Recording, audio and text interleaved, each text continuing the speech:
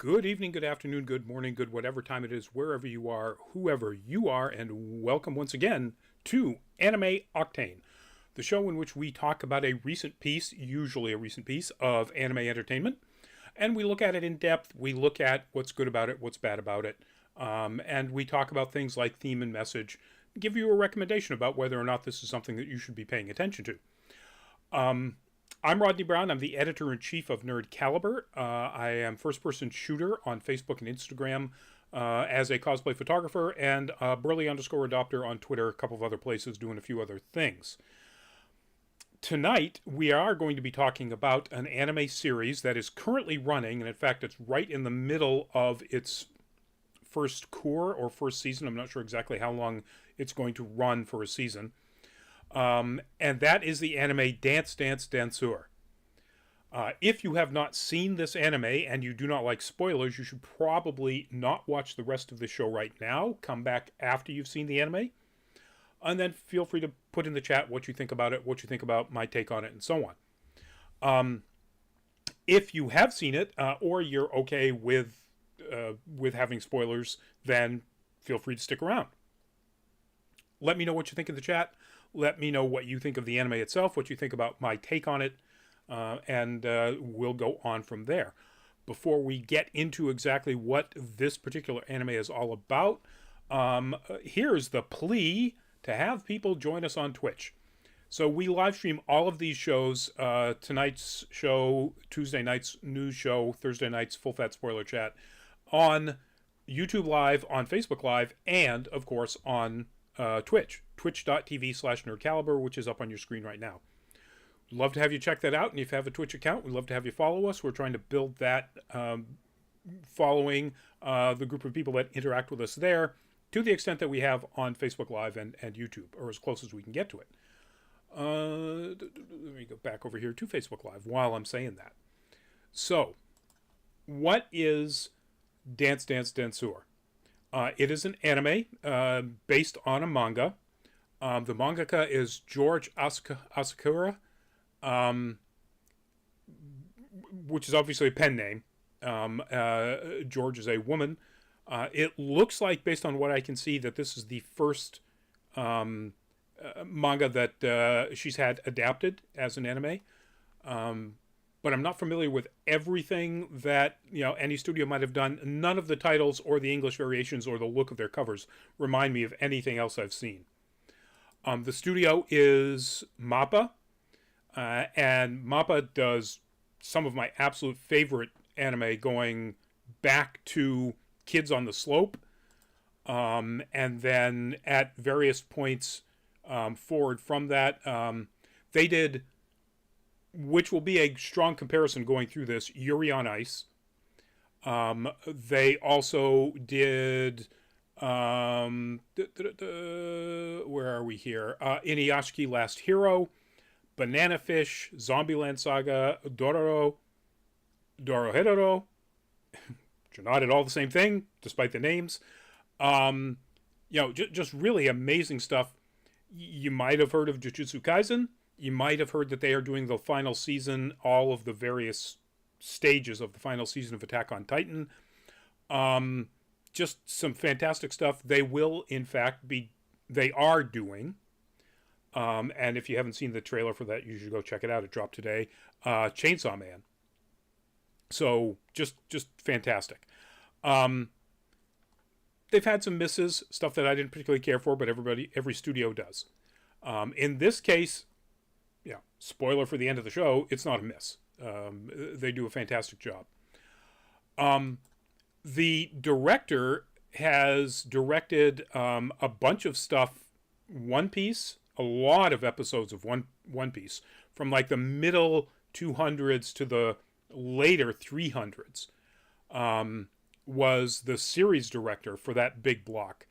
Directed Zombieland Saga, just a lot of stuff that you would have heard of. Dragon Ball Movie 4. Okay.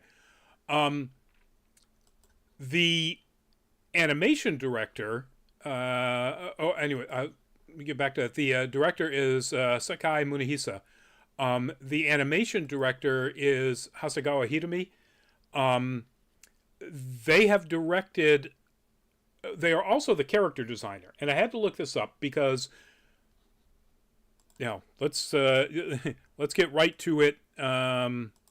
Oh, actually, let me find. There we go. The scene I used for the teaser.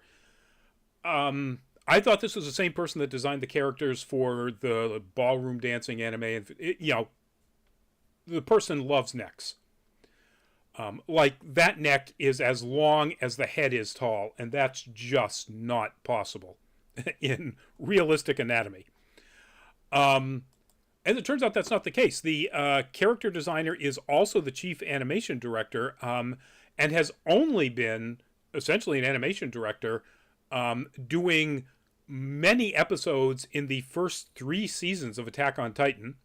So, Mappa background there. But also doing a bunch of key animation and an animation director work on Guilty Crown. Pardon me. And there was something else in here that I guess those are the major ones that I had seen. Michiko Tohachin, a couple of episodes there. So it wasn't the person I thought it was. And in fact, the artwork from the manga, as far as I can tell, isn't quite this odd as far as, the length of the neck and so on.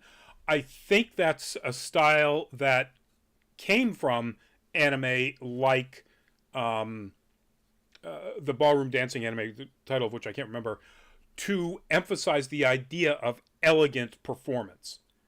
And if that's the case, that's a style they're going with, that's fine. The animation and the character designs are really good. Just those necks are a little on the weird side. So, the story is... we follow our main character, Murao Junpei, and Junpei, as a young lad looking like 5 or 6, gets dragged to, I guess, a ballet performance, absolutely doesn't care for it until he sees a solo male dancer come out and just, incredibly athletic, fantastic, powerful dancing, and it just blows his little mind. He decides that he wants to be a ballet dancer when he grows up. He practices as much moves and shows them off to his dad. His dad, trying to be a nice guy, and he does this very gently, points out that, if he does decide to be a ballet dancer, he's probably going to get picked on, and he may want to choose something that's a little bit more manly. Like the Jeet Kune Do studio that his dad and his brother, Junpei's uncle, run. His dad is also a martial arts stunt coordinator, and there's a big poster of what is clearly Game of Death, even though it's not Game of Death, but in the background of the house, or on one of the walls of the house. It's a seinen anime, which, they mean, a mature anime, and so, of course, Dad dies. Shortly after this encounter, his uncle at the funeral just casually says, as uncles might, it's like, well, you're the man now, to Junpei, and Junpei hears that and remembers his dad talking about manliness, and he decides to join the Jeet Kune Do studio instead of doing ballet. So jump forward to his middle school years.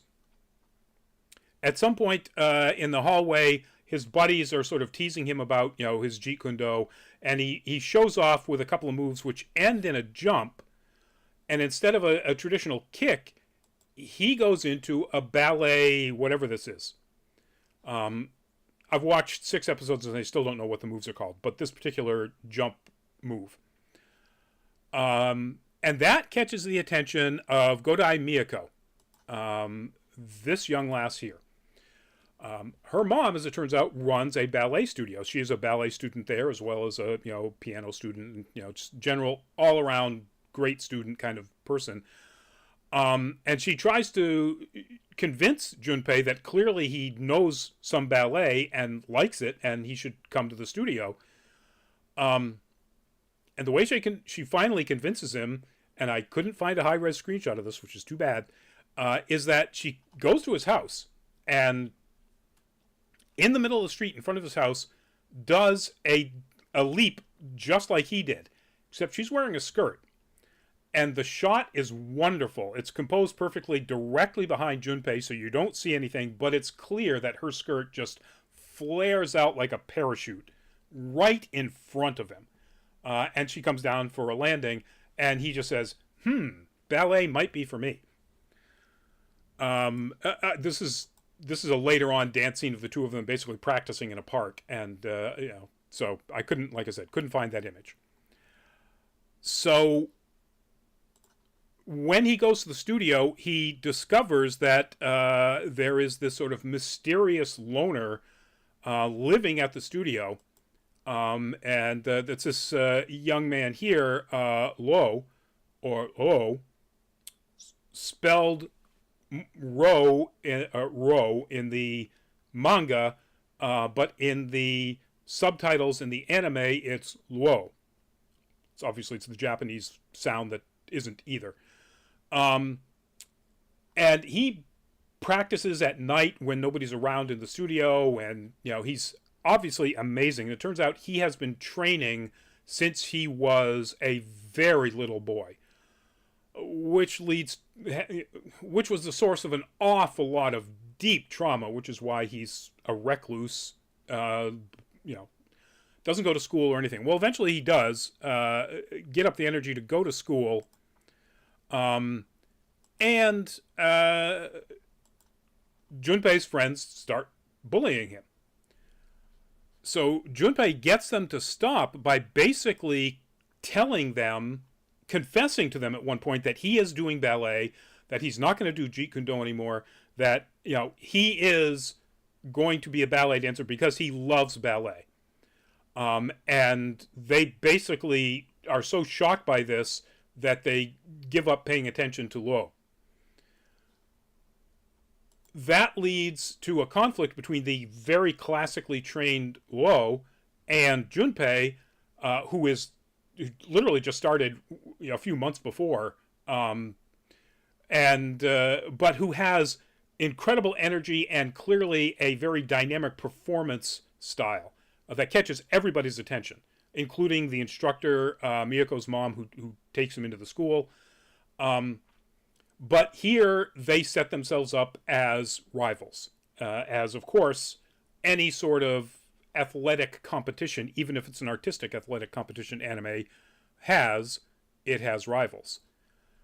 And then the show that sort of describes most of the action of the first few episodes. The show then basically focuses on Junpei realizing he's probably more passionate about doing this than he initially thought, but he also really needs to stop ignoring the fact that he has only been doing it for a few months, and you really do need, just like Jeet Kune Do, and you should know this, the basics before you can do anything really impressive. And that's where we're sort of at right now. So the title of this was Why You Should Stick Your Neck Out, haha, funny, and watch Dance Dance Danseur. And so obviously I'm going to have a lot of stuff to say about what I like about this. I like the characters. I like how complex the characters are. Yes, Junpei went through a tragedy, and yes, he put the thing he loved initially as a child on the back burner, but he clearly enjoys Jeet Kune Do.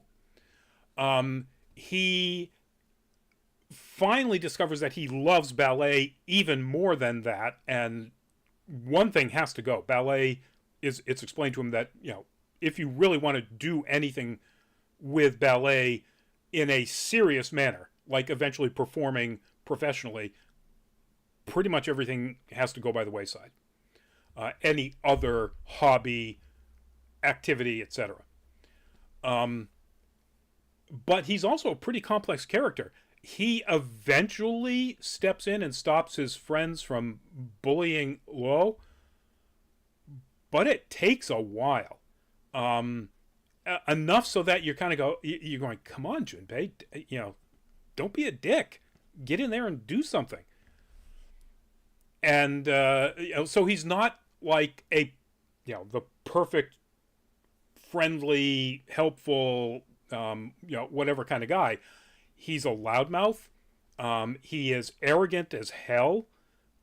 Now, part of it, he's very athletic, and it comes naturally to him any kind of strong physical performance, um, which is kind of odd because Jeet Kune Do really doesn't emphasize high kicks or certainly leaping kicks. I mean, it's in the style, but you know, they generally teach you that if you can avoid kicking any higher than the knee, then do it. Um, but still, he is very athletic, and he's obviously built for almost any kind of jumping, leaping, athletic performance. Um, all of the other characters are reasonably well fleshed out. We don't know a whole lot about the trauma in Lo's background. I mean, we know where it comes from. We haven't seen a great deal of it. Just sort of occasional moments when it bubbles up in his mind and causes him trouble. But it's there, and I know it's going to be a part, obviously, of the continuing growth of these characters. And I have to say, at this point, Miyako is kind of just an instrument to get the main character into the stage where he is now actively working on the thing he loves. And that's kind of a shame because they set her up in the first couple of episodes, to be a very interesting character. It's pretty clear that when she does that, jump and, basically shows Junpei her panties, although again, we don't see that. That's, behind Junpei's head. She's manipulating him. She does it a couple of times in the first couple of episodes. She's clearly manipulating him to get him into the school. And up to this point, halfway through, that's kind of the end of her character arc, other than being just generally supportive. So I'm hoping that expands more. It really needs to. If they leave it at that, that's a waste of a really interesting start for a character. But his friends also are fairly complex. They're slowly coming around to the idea that he likes this, but they're also still not 100% comfortable with the idea of a boy doing ballet. So good writing in that sense. Good dialogue. The antagonists, and there aren't many yet, but the one big one that shows up, episode 5, is also a fairly complex character, even just in an episode and a little bit. Shows up at the end of 5 and then is a fairly prominent character in 6. Not just a you're worthless because you haven't been training forever. I mean, clearly she thinks that to some extent, but she also clearly sees just what a dynamic performer he is, and decides to give him the opportunity to, show some potential. So it's good character writing so far, good dialogue. The story makes sense. It's also very action filled in the sense of ballet is action. And there's some nice comedy moments in it as well. I mean, it's not a comedy, but there's some funny bits. All driven by the characters and their situations. They don't have to go out of the way to craft a situation to add comedy. The animation is really, really good, particularly the dance animation. There's episode 5, they do a performance as part of a competition between schools, ballet schools, and it's just amazing. There is I guess that would be a pas de deux, even if it's two guys doing it. But so they're doing the Swan Princess, or a version of the Swan Princess, and Lo is playing, I think they call the character Robart, who is a male version of the Black Swan, um, and Junpei is playing the prince, and it just takes all of that rivalry, works it into their performance. It's absolutely outstanding animation. But even in the classes, the animation of the students and what they're doing is really good. Um, and of course, again, the character designs. Next aside, the character designs and the artwork and the art style is very good. Um, the voice acting, the Japanese voice acting, I really like.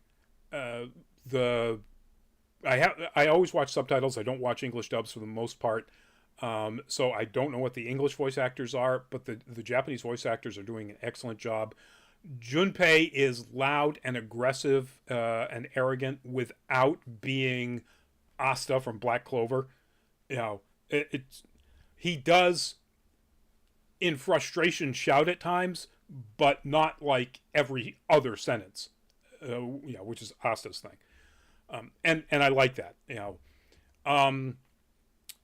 Let's see what else. The music is great, but then again, it relies on an awful lot of music that is for ballet, and so if you like classical music, it's all through this. You're gonna love it. And I think that's pretty much it. Why I think you should watch this, why you should stick your neck out is, one of the other things I like, and I'll get into this exact same thing into dislikes, is that it doesn't, Junpei fights against the stereotype that ballet isn't manly.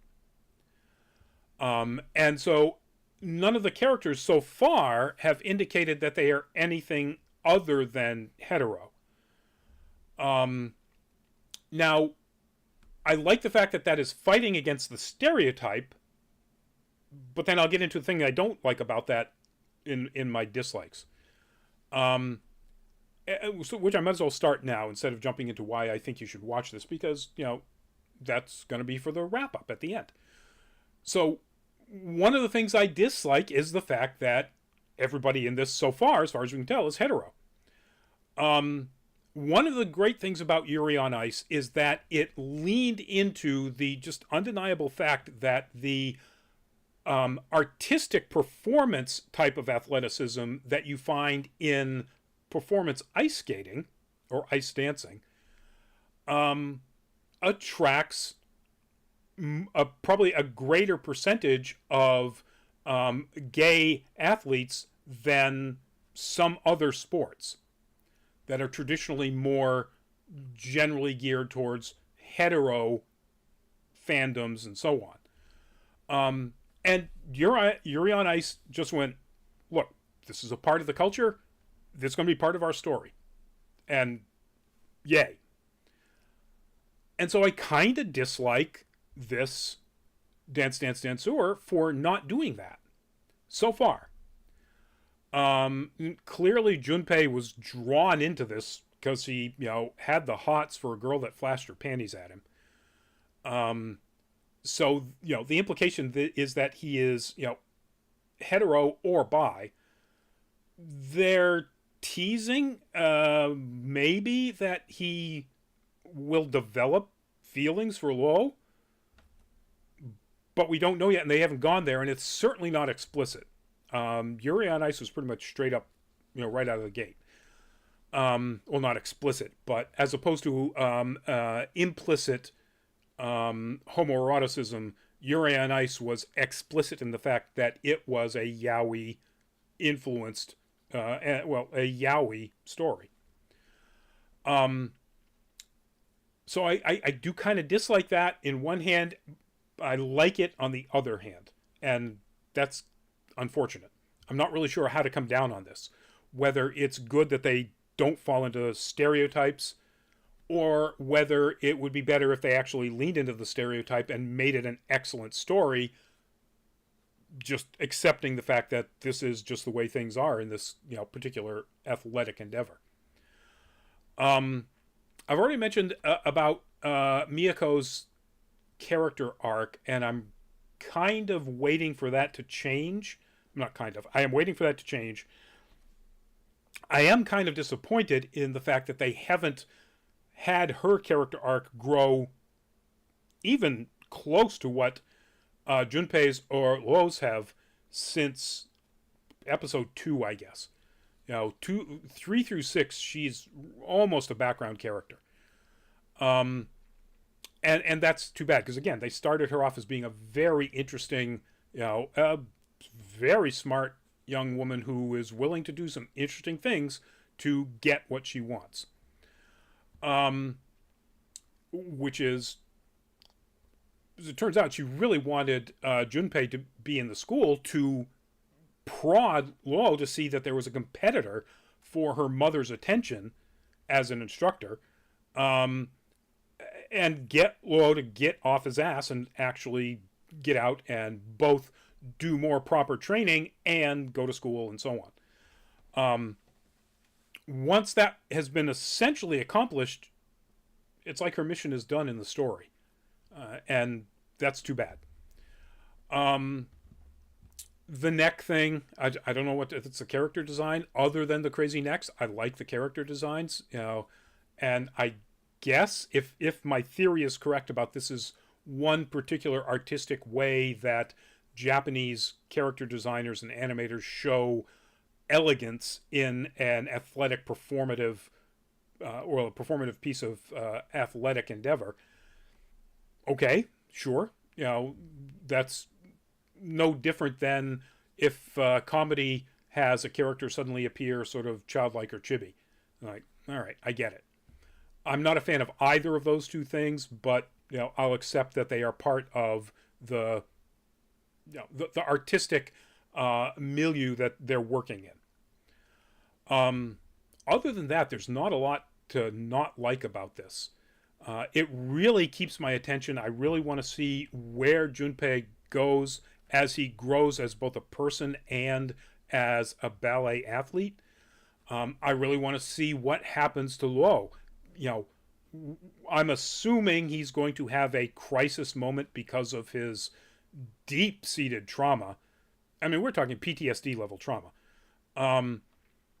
And whether or not Junpei helps him through that, how that happens, that's clearly going to be the big, the critical point of the story before whatever denouement happens in the final episode, if they follow general anime story structures.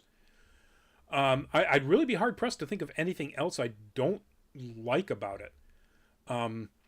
So, yeah, why should you stick your neck out to watch this? If you like any kind of more solo athletic tales of, an athlete's growth and so on, most recently, I think Tsurune, the traditional Japanese archery anime from 2 years ago, I guess. Something like that, then you're going to like this. They really do an excellent job of showing the stages of his growth, his realization of just how far off he is at the point we're at now, and I'm assuming the stages of his further growth as we go along. The rival, it's got a rival. They all have a rival. Everyone, Yuri on Ice had a rival. They all have a rival. In this case, the rivalry is played very well as two people who understand eventually. It takes a while for Luo to get to the point where he can understand and accept that Junpei's style has value even if it's not classical ballet. And he still insists that, he's, as he calls him, a wild monkey, and he needs to really learn the classics. But he's come around to the fact that, Junpei has value as a ballet student and performer. And if you like that sort of stuff, you'll like this. It's not like a team sports anime or athletic anime in that there's a big team dynamic. You'll have to pardon me for just a second. I'm just about to have another cough.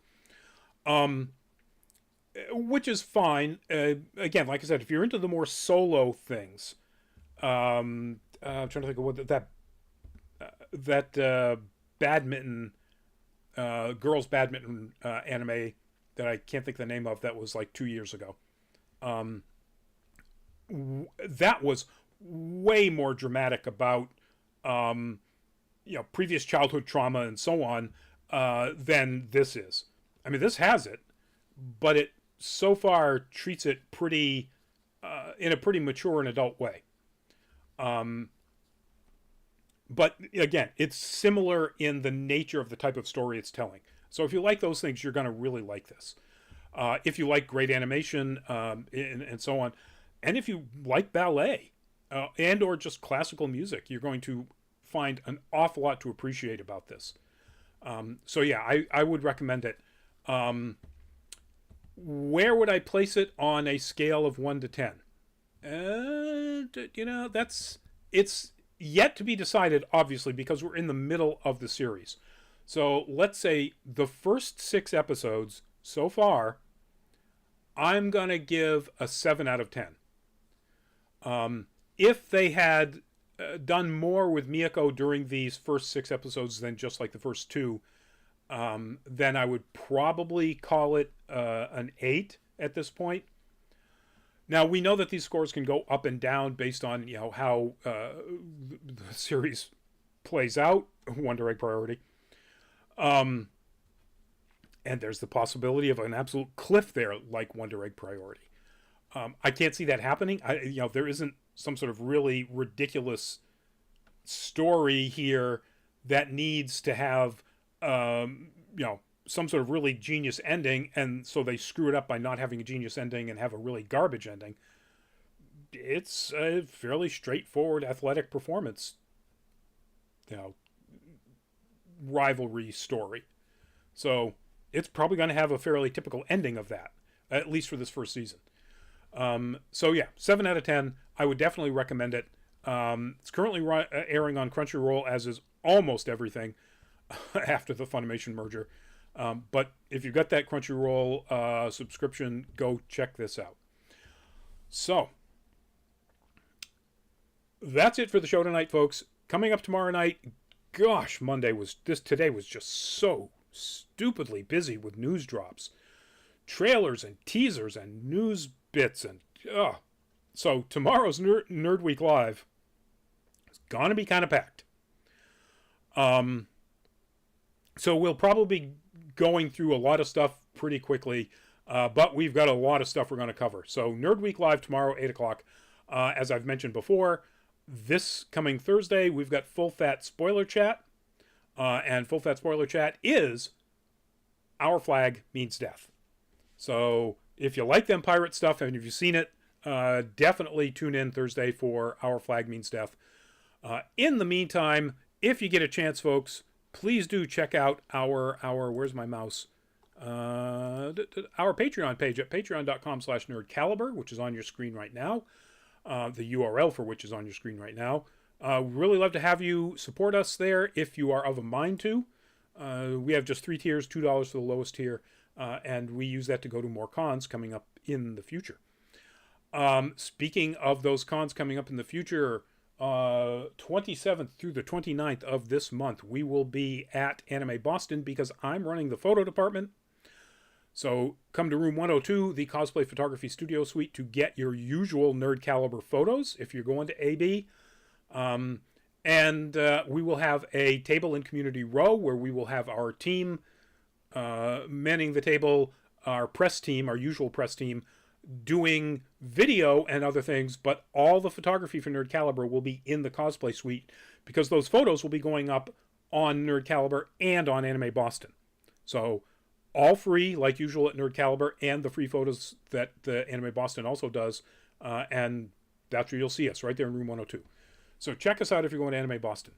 In the meantime, folks, please do stay safe out there. Everybody's getting out. It's finally warm here on the coast in New England. And that means people are going outside to go into restaurants and shopping and so on. New York City is just about to reinstate its mask mandate because the numbers are climbing. Don't be stupid. Wear a mask. You know, it's just the smart thing. Long COVID is terrible, even if you don't get like a serious infection, troublesome symptoms. Put it off as long as you can until they've got as many things that could possibly stop it, treat it, deal with long COVID, all of the stuff. So if you're going into a facility with other people, just wear a mask. It's a smart thing to do. If you're coming to Anime Boston, you have to have proof of vaccination and a mask anyway. So, we'll see you then, mask enabled. So with that,